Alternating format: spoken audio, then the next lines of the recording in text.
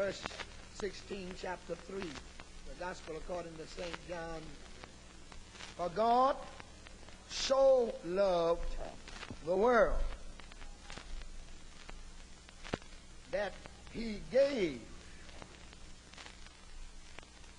his only begotten Son, that whosoever believeth in him should not perish, but have everlasting life. What is this thing called love? I made a statement that 98% of the people that are married, they are unhappy. They are living together. They are shacking legally. And that means that love has stepped on the wings of the morning, if it was ever there, and gone.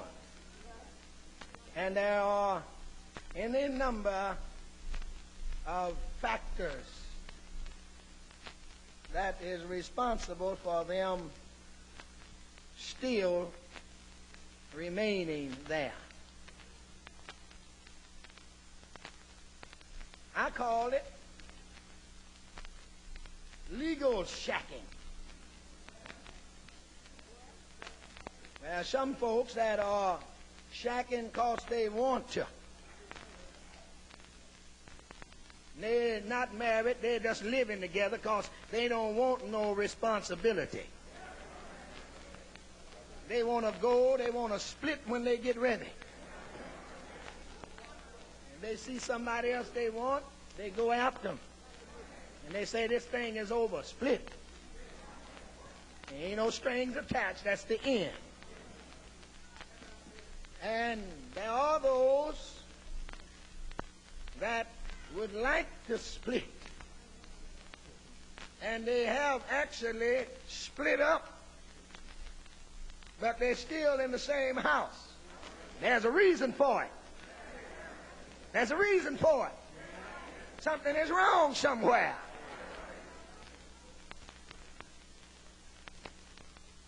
And I want you to know that God is not behind it. God does not separate anybody. You don't understand that. What God has joined together. Now, I want you to understand, I'm not talking about whether this is to be my wife and I am to be her husband. What God has joined together. See, God, when all of those animals passed by, wasn't no chicken, wasn't no dog found for Adam. He took something out of his side and made a woman. And God intends for male and female to be put together. And what he has joined together, you better not marry no dog and no cat. Now, whether God, I don't believe God joins all these folk together that have joined themselves together. And before I get through here, you're going to see why.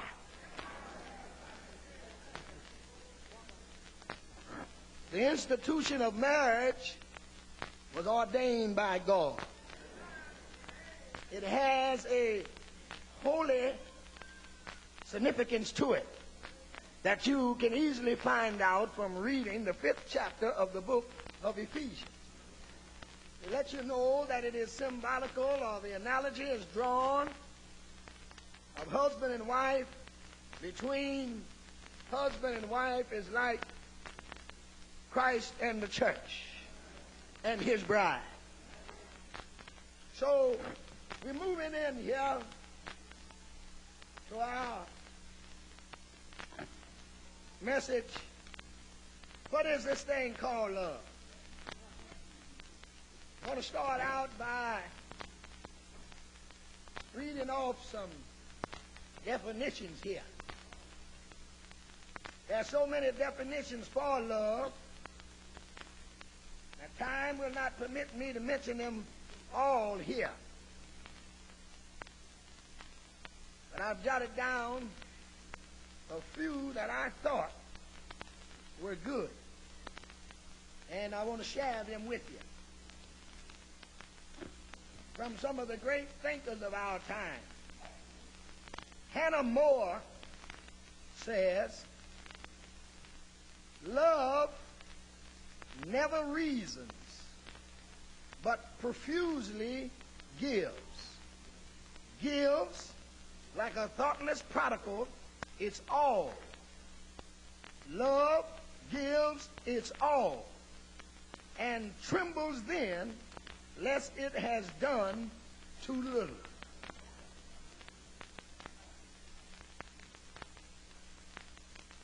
Shakespeare says, love looks not with the eyes, but with the mind. And that's why some of y'all are in trouble. She looked good. He looked good. And wouldn't work a day.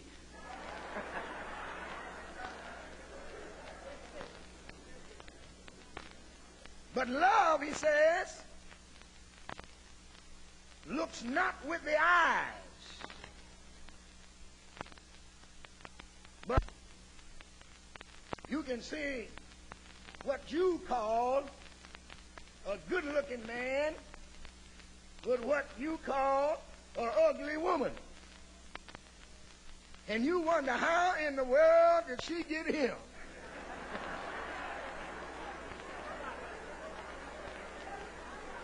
And you wonder how in the world did he get her? Well, I'm going to tell you, they didn't see each other with the eyes.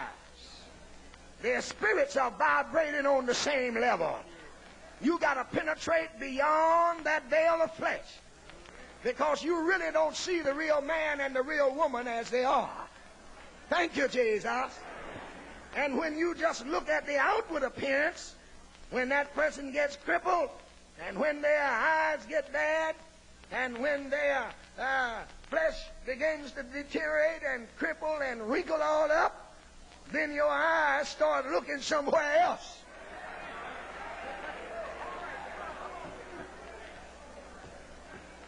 Shakespeare said, love looks not with the eyes, but with the mind. Hear me now. Longfellow says, love gives itself. It is not bought. You can't buy no man and no woman.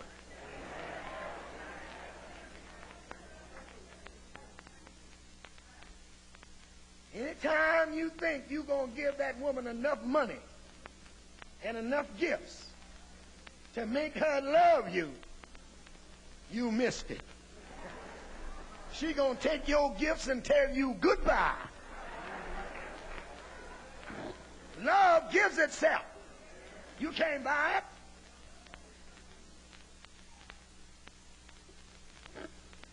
Fuller says, affections like the conscience are rather to be led than drawn. Hear that? It's rather to be led. Your affections are to be led than drawn. And 'tis to be feared. They that marry where they do not love will love where they do not marry.